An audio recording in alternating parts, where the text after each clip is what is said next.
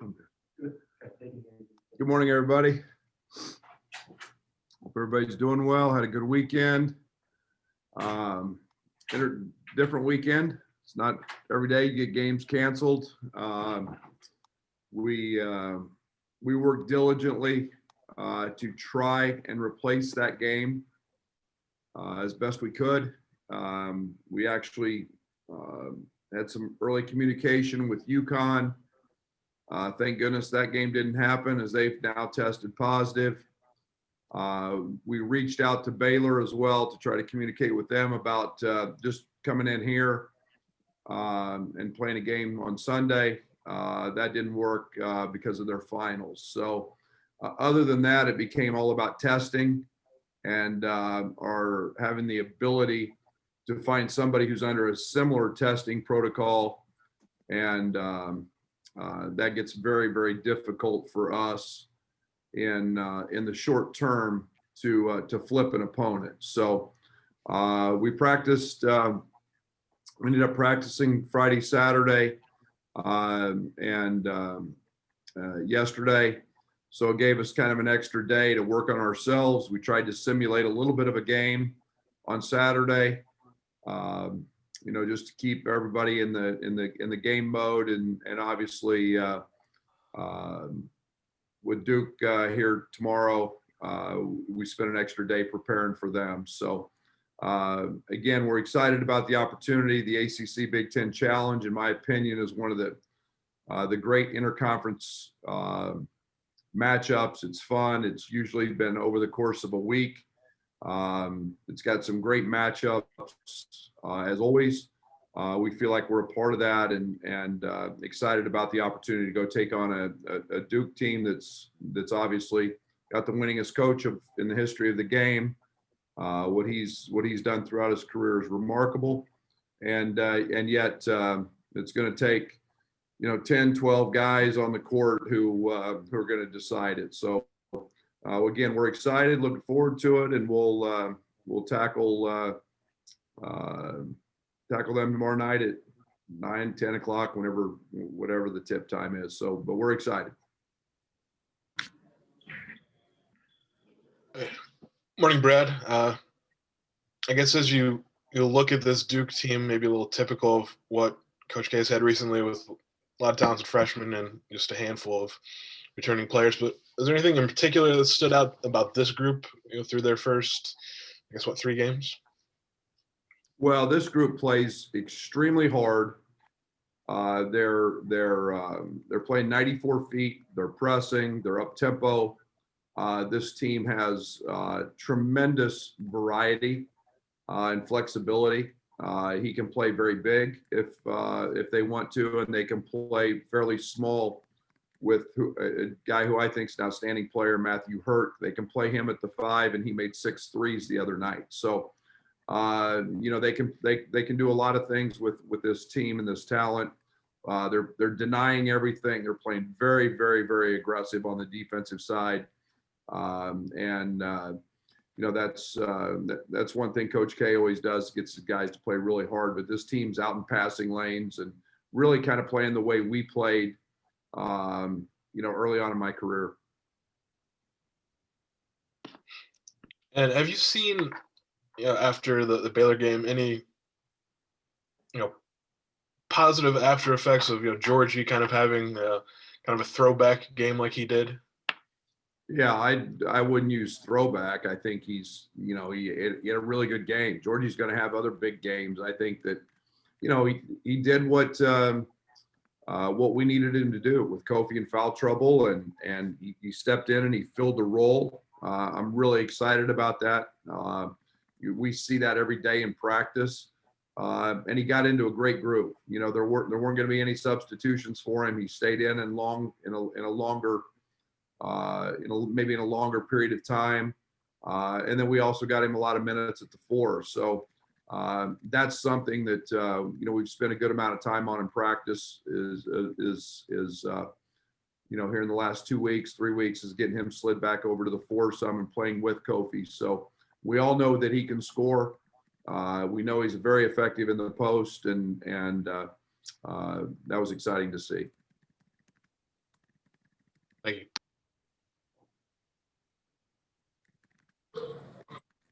Scott Beatty. Sorry, I thought it was Robert. Thank you. Good morning, Coach. You mentioned after the last game some of the defensive growth that needs to happen, especially for the younger guys. What's next for them, and how do you look at just in general freshmen and expectations with defense? Not commitment to it, but execution. Well, most of these guys don't get their star rating because of the performance they make on the defensive end. Let's be honest. It's because they make a basket or two. And one of the things that takes time is when you start putting philosophies together defensively, and it takes a matter of creating habits. And then what happens when you start playing games is now you start scheming certain things, and you want to guard certain actions certain ways.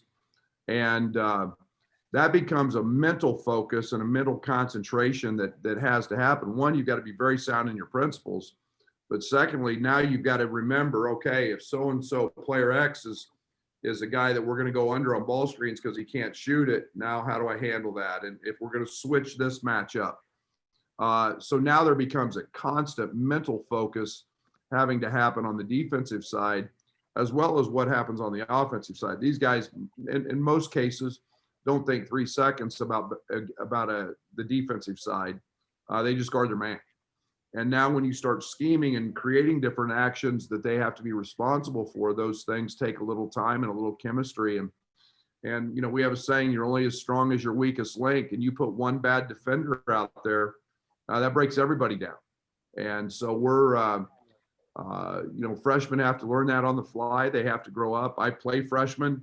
And it's no different this year. That we've got to, when you look at our perimeter defense, and I'm talking with Andre and Adam, we're replacing a senior who'd never made a mistake. I mean, Andres Felice was rock solid in terms of his grade outs every game. That guy didn't make a lot of mistakes and was a pit bull. Now you're replacing him with a freshman, and so there's going to be growth. There's going to be mistakes, and yet these guys are trying their tails off, and they're getting better every single day. As you look at the older guys, is there? I guess everybody's different, but is there a point where you can say, okay, he gets it, like a DeMonte Williams, for example? What's the learning curve as you get into be your sophomore, junior, senior, when you can say these guys get it? Why do you guys think I played DeMonte all the time? And that's why I've been able to play DeMonte as a freshman. DeMonte was so unique as a freshman because he picked all of those things up. He was so smart and had so much ability to carry over and learn and understand. And that's one of the great things about DeMonte. But yeah, it's the old cliche. The best thing about freshmen is they become sophomores. And that's why Kofi made huge strides on the defensive side last year, because he's got a responsibility. He's got to communicate ball screen coverages, and he's kind of a quarterback that's got to make calls. And early in the year last year, there were mistakes. As the season went on, he became comfortable. He became a guy that never missed those. And I said at the end of the year, he wasn't playing like a freshman anymore. So there's a growth and there's a learning curve, and we got freshmen like everybody else in the country they're having to learn these things. Last one, you've said many times before, nameless. All right, sorry. Last one, you've said before, nameless, faceless when it comes to your opponent. Is that a conversation you have to have with Duke? I mean, let's face it, we're going to be excited to play Duke. And there's no challenge getting them ready. If there are, then we need to go join the intramural league when the ARC opens back up. But no, it's a great opportunity against a great opponent, and we appreciate what they've done. I have tremendous appreciation for that, and I think everybody in college basketball tries to get where they're at and where they've been. And but for those 40 minutes, it's about those 10 or 12 guys that are going to play on each team, and we got to hook it up and not worry about the name on the front for those 40 minutes. Robert Rosenthal, you're up, and then Jeremy, you're on deck. Yeah, Coach. So without the Tennessee Martin game, you've got number 2 Baylor, followed by Duke, followed by Missouri, all 3 away from home, the last 2 on the road. Have you ever faced a non-conference gauntlet like that in your career? No. And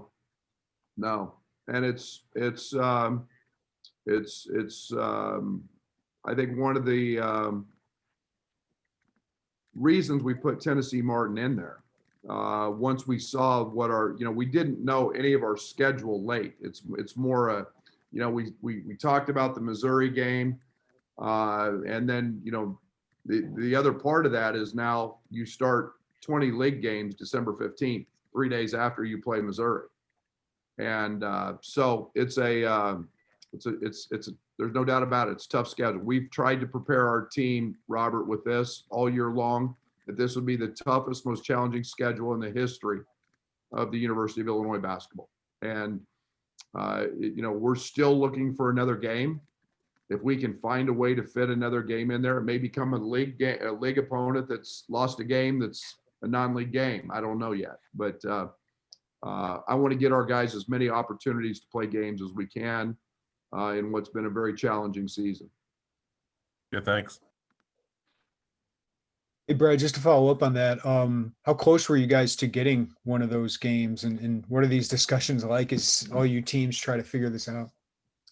Yeah, I mean, Jeremy, it's nuts when you take your cell phone to practice now, and you're dealing with scheduling, and you're dealing with and Joey's almost constantly coming down during practice, saying, "Hey, what do you think about this? What do you think about that?" And we had people that wanted to play on Monday. We had people, and you get everybody's in the boat. I think on Saturday, and I could be off a few, but I think there were 25 games canceled. So you've got a mad scramble all the time, and it's not easy for us because of our testing protocols. We can't just go get games. And with the 21 day out, it'd be negligent on my part to not have anybody and just bring somebody in who's going to play a game that could jeopardize 5 or 6 league games, and all of a sudden they test positive. And so there's a lot that goes into it, Jeremy, but we are looking. I want to play as many games as we can, and that's why I've fought all year for league games only, because we have different protocols for them. So Just a quick follow-up. I know you recruited DJ Steward, obviously off to a pretty good start. What does he bring to the court, and what's the challenge of defending him? yeah, DJ plays really, really hard. I think he's one of their he's a really good defender. He's very good in the passing lanes. He's creating havoc on that end. And then he's a guy that, can make shots. And they're playing him at both the point and the 2, depending on their lineups.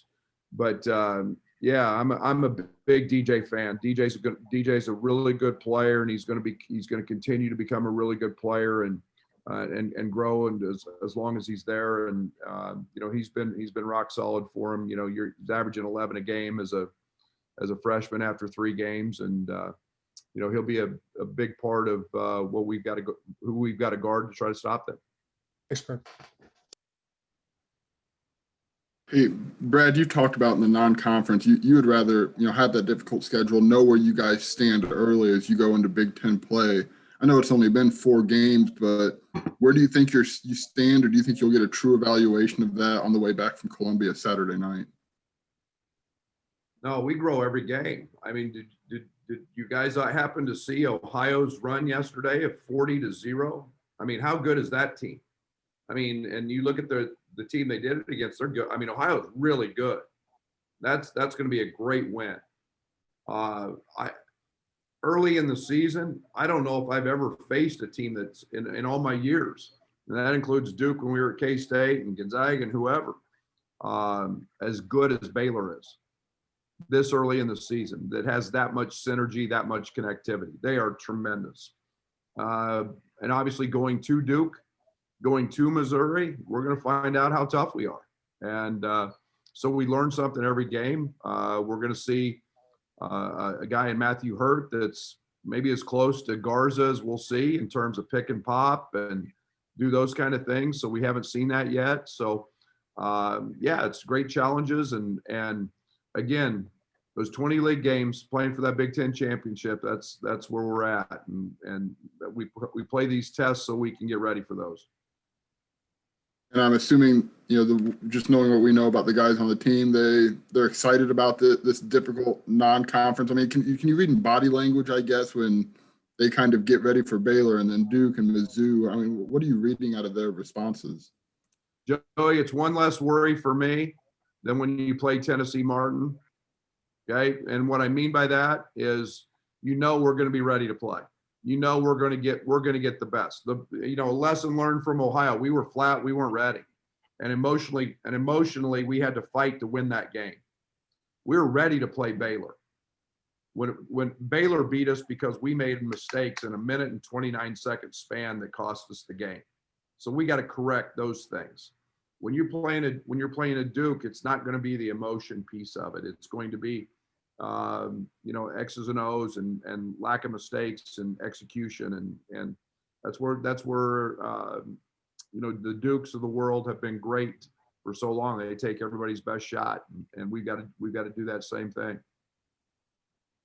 Okay, Derek Piper.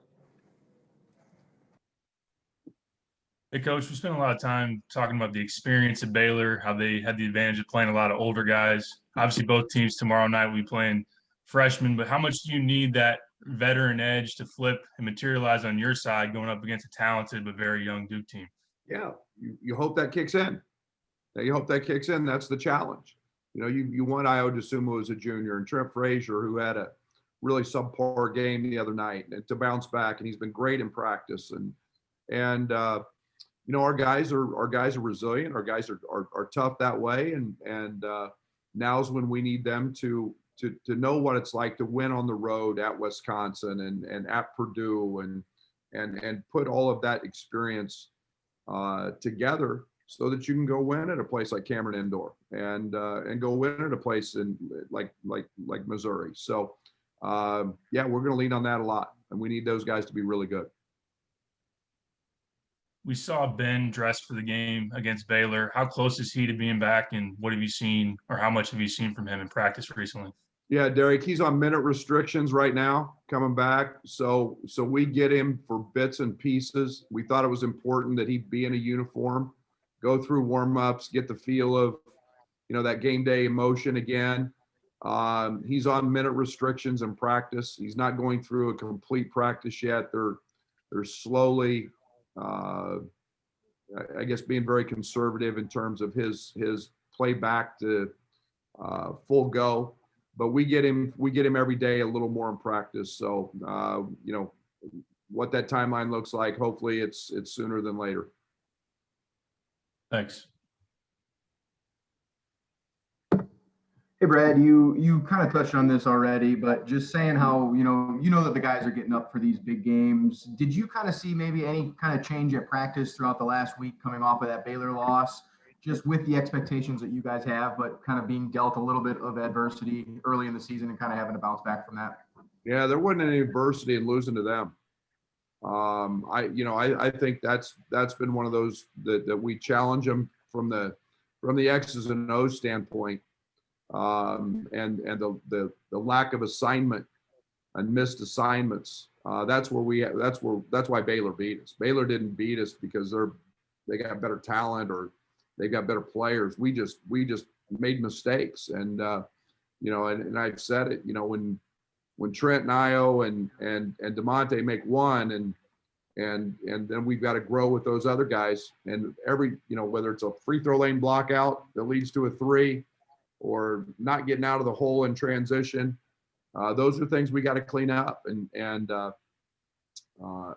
they did what a good team does, take advantage of it. But I've been really positive from the standpoint. I feel really good about where this team's at and to hang with that Baylor team, man, and have a chance. Other than that stretch, I won't be afraid to play them again. We see them later in the year. obviously you want to win every game, but do you kind of like getting that loss to a great team like Baylor, just kind of knowing that can be a really great learning point for you guys down the stretch? Well, there was certain, I don't like losing, period. And, I say that, told our team this, losing's not an option, but if you're going to get beat, you need to learn from it. And because the feeling stinks. Why their guy dives on the floor for a loose ball and our guy doesn't.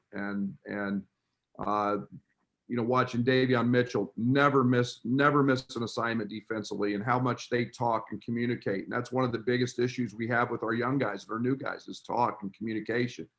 And, if you guys could have been there, you guys would have heard Baylor talking defensively in the upper deck. And those are the things that we've got to continue to grow from. And again, that's the accountability side of things that Baylor has, and we'll learn from. Okay, Mark Pearson, you're up. Brandon, you're on deck, and we are down to 5 minutes. Coach, as far as not having the UT Martin game, how challenging is it to go right from Baylor to Duke and not kind of have that classroom game where you can kind of fix some of your mistakes in an actual game setting?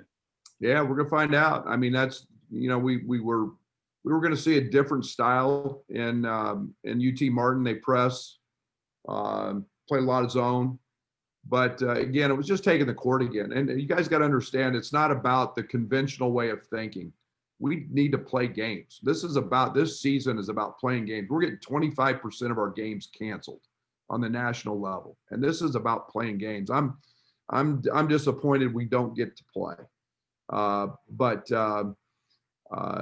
This is a year that you got to have some patience. You got to have a little understanding, and you got to understand that we're excited because Duke's testing like we are, and we feel very safe going there. And there's no fans and there's no family, and we know our guys are going to be safe, and we're going to lock them up in a hotel, and hopefully we get the best opportunity we can to get to league play unscathed. And then lastly, Coach, you talked about that travel. How important maybe was it to get the first road trip out of the way, just so that guys understood what it was like to travel during this time and still play a basketball game? Tremendous value in that, understanding what a scout is on the road, what life is on the road.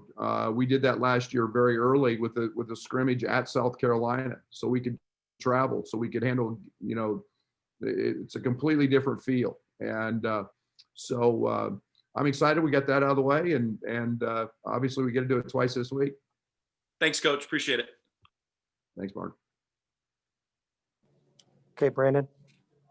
Hey, Brad. What have you seen from Jalen Johnson on film, and what kind of problems might he cause? A lot. He's good. He's a talented player. He's got a little Ben Simmons in him, and I say that in that he's. The one thing that Duke can do, and Jalen Johnson's great at it, is that they can all rebound and push in transition. And this could be a game that gets really up and down. And both teams like to play fast. They've got multiple pushers. Matthew Hurt can get a rebound and push it.